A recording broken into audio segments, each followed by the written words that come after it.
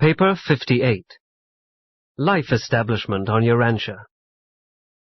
In all Satania, there are only 61 worlds similar to Urantia, life modification planets. The majority of inhabited worlds are peopled in accordance with established techniques. On such spheres, the life carriers are afforded little leeway in their plans for life implantation. But about 1 world in 10 is designated as a decimal planet, and assigned to the special registry of the life carriers. And on such planets, we are permitted to undertake certain life experiments in an effort to modify or possibly improve the standard universe types of living beings. 1. Physical life prerequisites. 600 million years ago, the Commission of Life Carriers sent out from Jerusalem arrived on Urantia and began the study of physical conditions preparatory to launching life on world number 606 of the Satania system. This was to be our 606th experience with the initiation of the Nebudan life patterns in Satania, and our 60th opportunity to make changes and institute modifications in the basic and standard life designs of the local universe. It should be made clear that life carriers cannot initiate life until a sphere is ripe for the inauguration of the evolutionary cycle. Neither can we provide for a more rapid life development than can be supported and accommodated by the physical progress of the planet. The Satania life carriers had projected a sodium chloride pattern of life. Therefore, no steps could be taken toward planting it until the ocean waters had become sufficiently briny. The Urantia type of protoplasm can function only in a suitable salt solution.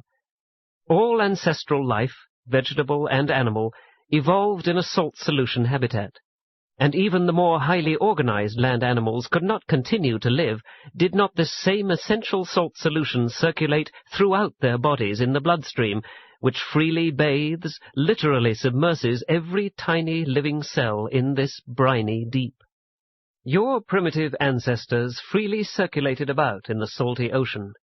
Today, this same ocean-like salty solution freely circulates about in your bodies, bathing each individual cell with a chemical liquid in all essentials comparable to the salt water which stimulated the first protoplasmic reactions of the first living cells to function on the planet.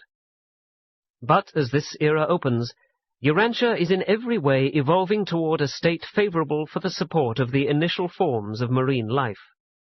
Slowly but surely, physical developments on Earth and in adjacent space regions are preparing the stage for the later attempts to establish such life forms as we had decided would be best adapted to the unfolding physical environment, both terrestrial and spatial. Subsequently, the Satania Commission of Life Carriers returned to Jerusalem, preferring to await the further breakup of the continental landmass, which would afford still more inland seas and sheltered bays, before actually beginning life implantation. On a planet where life has a marine origin, the ideal conditions for life implantation are provided by a large number of inland seas, by an extensive shoreline of shallow waters and sheltered bays, and just such a distribution of the Earth's waters was rapidly developing. These ancient inland seas were seldom over 500 or 600 feet deep, and sunlight can penetrate ocean water for more than 600 feet. And it was from such seashores of the mild and equable climes of a later age that primitive plant life found its way onto the land. There the high degree of carbon in the atmosphere afforded the new land varieties of life opportunity for speedy and luxuriant growth. Though this atmosphere was then ideal for plant growth, it contained such a high degree of carbon dioxide that no animal, much less man, could have lived on the face of the earth. 2. The Urantia atmosphere. The planetary atmosphere filters through to the Earth about 1/2 billionths of the Sun's total light emanation. If the light falling upon North America were paid for at the rate of 2 cents per kilowatt-hour, the annual light bill would be upward of $800 quadrillion. Chicago's bill for sunshine would amount to considerably over $100 million a day. And it should be remembered that you receive from the sun other forms of energy. Light is not the only solar contribution reaching your atmosphere. Vast solar energies pour in upon Urantia, embracing wavelengths ranging both above and below the recognition range of human vision. The Earth's atmosphere is all but opaque to much of the solar radiation at the extreme ultraviolet end of the spectrum. Most of these short wavelengths are absorbed by a layer of ozone which exists throughout a level about 10 miles above the surface of the Earth, and which extends spaceward for another 10 miles. The ozone permeating this region at conditions prevailing on the Earth's surface would make a layer only 1/10 of an inch thick. Nevertheless, this relatively small and apparently insignificant amount of ozone protects Urantia inhabitants from the excess of these dangerous and destructive ultraviolet radiations present in sunlight. But were this ozone layer just a trifle thicker, you would be deprived of the highly important and health-giving ultraviolet rays which now reach the Earth's surface, and which are ancestral to one of the most essential of your vitamins. And yet some of the less imaginative of your mortal mechanists insist on viewing material creation and human evolution as an accident. The Urantia midwayers have assembled over 50,000 facts of physics and chemistry which they deem to be incompatible with the laws of accidental chance, and which they contend unmistakably demonstrate the presence of intelligent purpose in the material creation. And all of this takes no account of their catalogue of more than 100,000 findings outside the domain of physics and chemistry, which they maintain prove the presence of mind in the planning, creation, and maintenance of the material cosmos. Your sun pours forth a veritable flood of death-dealing rays, and your pleasant life on Urantia is due to the fortuitous influence of more than 200 apparently accidental protective operations similar to the action of this unique ozone layer. Were it not for the blanketing effect of the atmosphere at night, heat would be lost by radiation so rapidly that life would be impossible of maintenance except by artificial provision. The lower 5 or 6 miles of the Earth's atmosphere is the troposphere. This is the region of winds and air currents which provide weather phenomena. Above this region is the inner ionosphere, and next above is the stratosphere.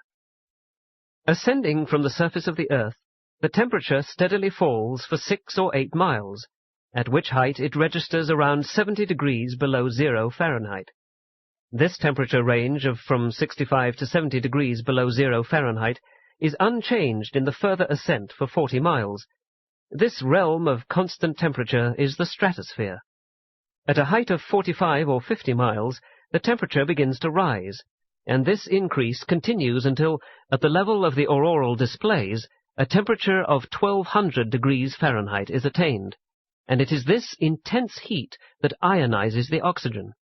But temperature in such a rarefied atmosphere is hardly comparable with heat reckoning at the surface of the Earth. Bear in mind that 1/2 of all your atmosphere is to be found in the first 3 miles. The height of the Earth's atmosphere is indicated by the highest auroral streamers, about 400 miles. Auroral phenomena are directly related to sunspots, those solar cyclones which whirl in opposite directions above and below the solar equator, even as do the terrestrial tropical hurricanes. Such atmospheric disturbances whirl in opposite directions when occurring above or below the equator. The power of sunspots to alter light frequencies shows that these solar storm centers function as enormous magnets. Such magnetic fields are able to hurl charged particles from the sunspot craters out through space to the Earth's outer atmosphere, where their ionizing influence produces such spectacular auroral displays. Therefore do you have the greatest auroral phenomena when sunspots are at their height, or soon thereafter, at which time the spots are more generally equatorially situated. Even the compass needle is responsive to this solar influence, since it turns slightly to the east as the sun rises, and slightly to the west as the sun nears setting. This happens every day, but during the height of sunspot cycles, this variation of the compass is twice as great. These diurnal wanderings of the compass are in response to the increased ionization of the upper atmosphere, which is produced by the sunlight. It is the presence of 2 different levels of electrified conducting regions in the superstratosphere that accounts for the long-distance transmission of your long- and short-wave radio broadcasts. Your broadcasting is sometimes disturbed by the terrific storms which occasionally rage in the realms of these outer ionospheres. 3. Spatial environment.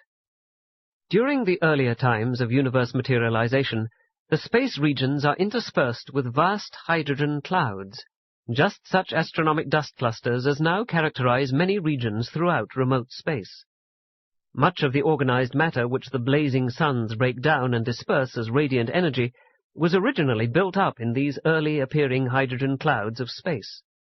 Under certain unusual conditions, atom disruption also occurs at the nucleus of the larger hydrogen masses, and all of these phenomena of atom building and atom dissolution, as in the highly heated nebulae, are attended by the emergence of flood tides of short space rays of radiant energy.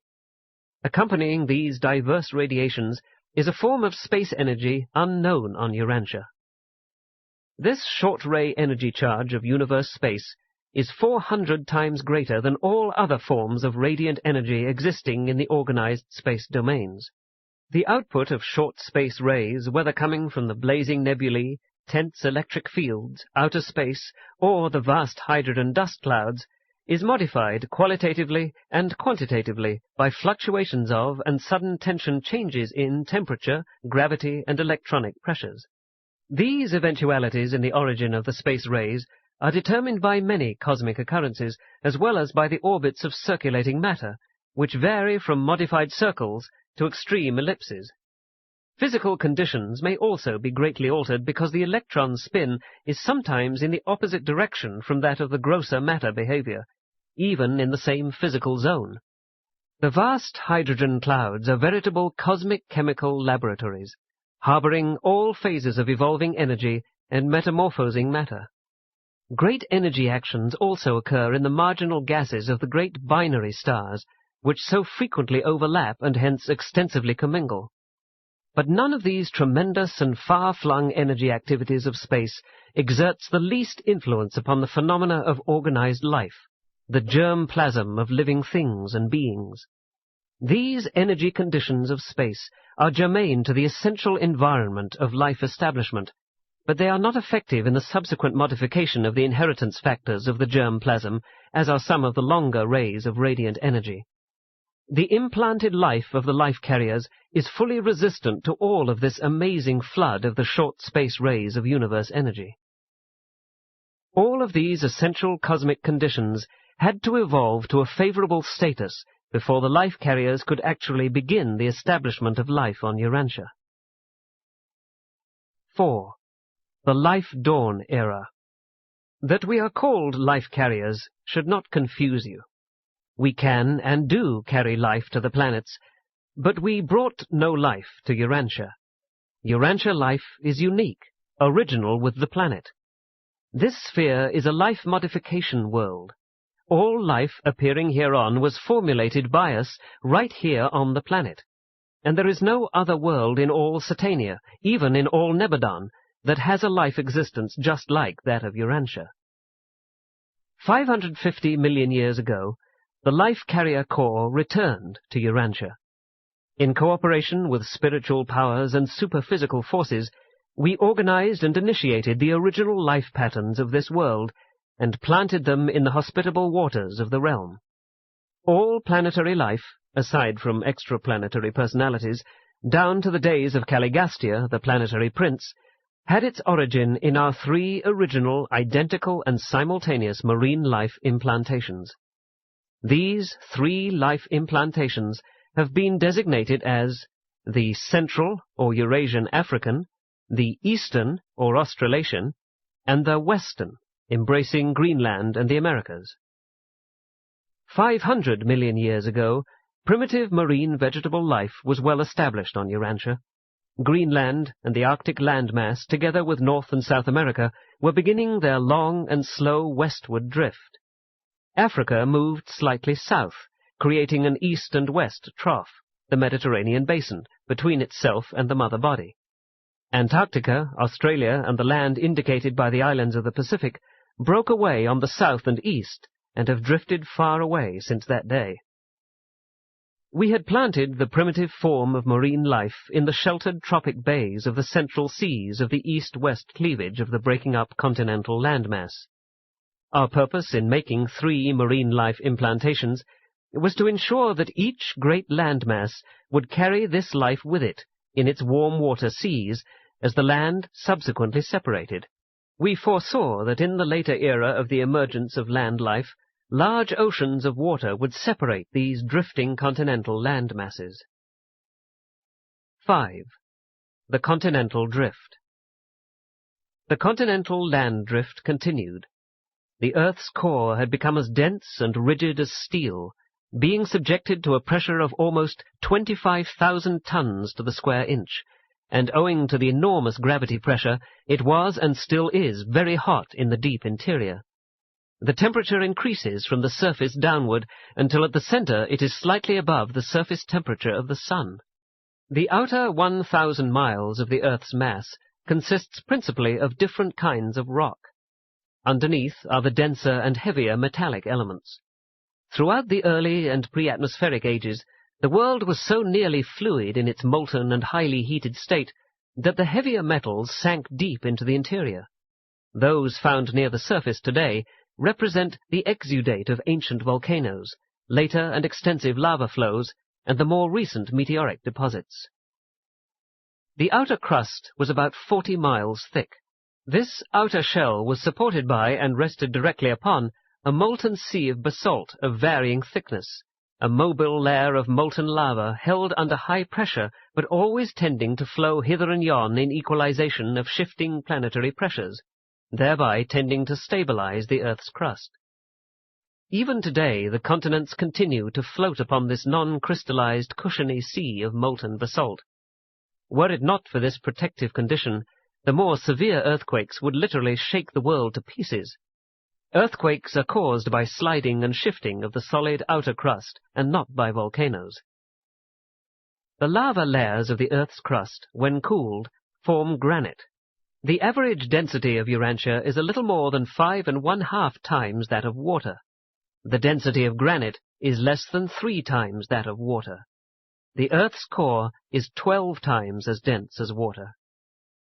The sea bottoms are more dense than the land masses, and this is what keeps the continents above water.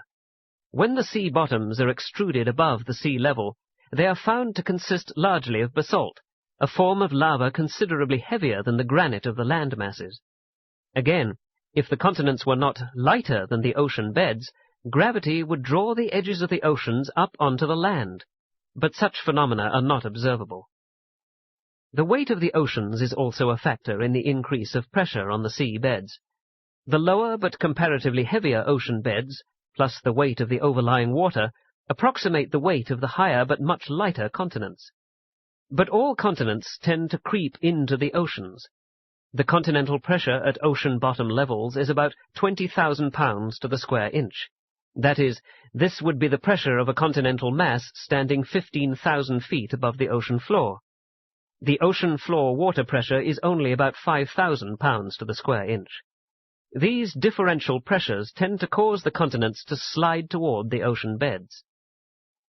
Depression of the ocean bottom during the pre-life ages had upthrust a solitary continental landmass to such a height that its lateral pressure tended to cause the eastern, western, and southern fringes to slide downhill over the underlying semi-viscous lava beds into the waters of the surrounding Pacific Ocean. This so fully compensated the continental pressure that a wide break did not occur on the eastern shore of this ancient Asiatic continent, but ever since has that eastern coastline hovered over the precipice of its adjoining oceanic depths, threatening to slide into a watery grave. 6. The Transition Period.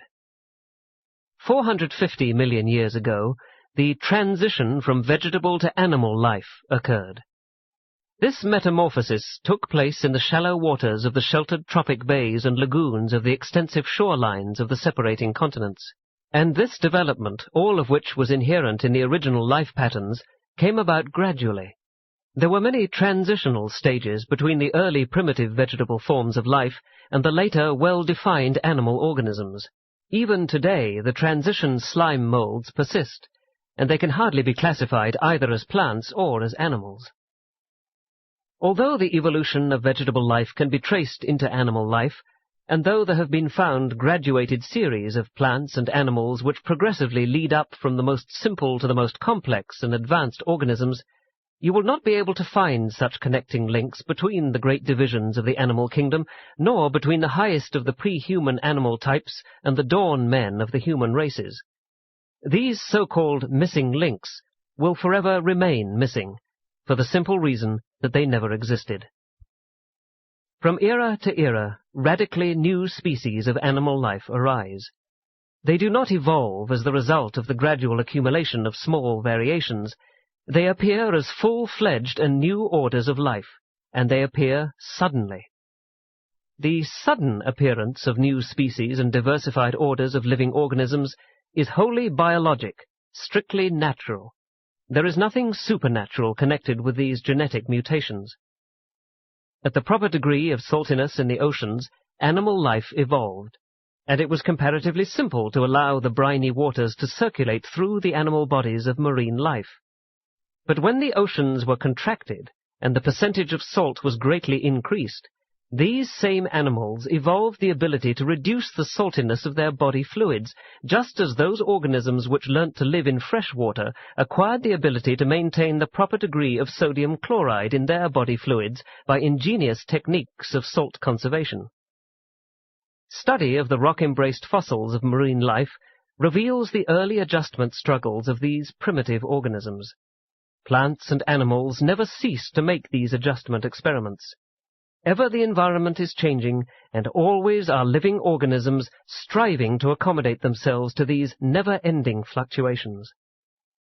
The physiologic equipment and the anatomic structure of all new orders of life are in response to the action of physical law, but the subsequent endowment of mind is a bestowal of the adjutant mind-spirits in accordance with innate brain capacity. Mind, while not a physical evolution, is wholly dependent on the brain capacity afforded by purely physical and evolutionary developments. Through almost endless cycles of gains and losses, adjustments and readjustments, all living organisms swing back and forth from age to age. Those that attain cosmic unity persist, while those that fall short of this goal cease to exist. 7. The Geologic History Book. The vast group of rock systems which constituted the outer crust of the world during the life dawn or Proterozoic era does not now appear at many points on the Earth's surface, and when it does emerge from below all the accumulations of subsequent ages, there will be found only the fossil remains of vegetable and early primitive animal life.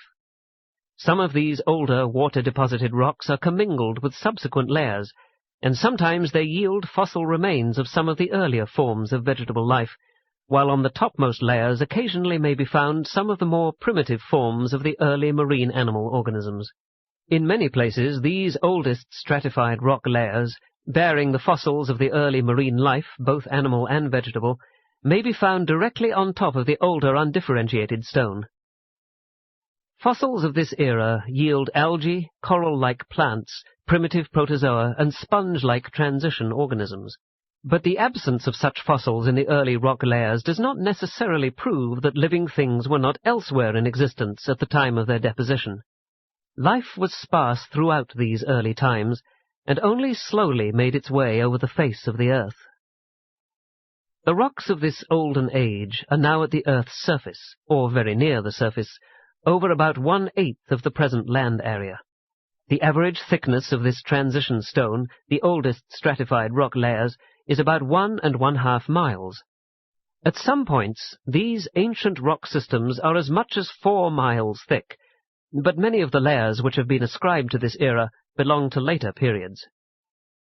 In North America, this ancient and primitive fossil-bearing stone layer comes to the surface over the eastern, central, and northern regions of Canada.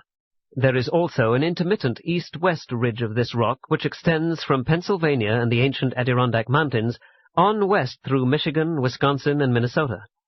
Other ridges run from Newfoundland to Alabama and from Alaska to Mexico. The rocks of this era are exposed here and there all over the world, but none are so easy of interpretation as those about Lake Superior and in the Grand Canyon of the Colorado River, where these primitive fossil-bearing rocks, existing in several layers, testify to the upheavals and surface fluctuations of those far-away times. This stone layer, the oldest fossil-bearing stratum in the crust of the Earth, has been crumpled, folded, and grotesquely twisted as a result of the upheavals of earthquakes and the early volcanoes. The lava flows of this age brought much iron, copper, and lead up near the planetary's surface. There are few places on the Earth where such activities are more graphically shown than in the St. Croix Valley of Wisconsin. In this region there occurred 127 successive lava flows on land with succeeding water submergence and consequent rock deposition. Although much of the upper rock sedimentation and intermittent lava flow is absent today, and though the bottom of this system is buried deep in the earth, nevertheless about 65 or 70 of these stratified records of past ages are now exposed to view. In these early ages, when much land was near sea level, there occurred many successive submergences and emergences. The Earth's crust was just entering upon its later period of comparative stabilization. The undulations, rises, and dips of the earlier continental drift contributed to the frequency of the periodic submergence of the great land masses. During these times of primitive marine life, extensive areas of the continental shores sank beneath the seas from a few feet to half a mile. Much of the older sandstone and conglomerates represents the sedimentary accumulations of these ancient shores. The sedimentary rocks belonging to this early stratification rest directly upon those layers which date back far beyond the origin of life, back to the early appearance of the worldwide ocean. Some of the upper layers of these transition rock deposits contain small amounts of shale or slate of dark colors, indicating the presence of organic carbon and testifying to the existence of the ancestors of those forms of plant life which overran the Earth during the succeeding Carboniferous or Coal Age. Much of the copper in these rock layers results from water deposition.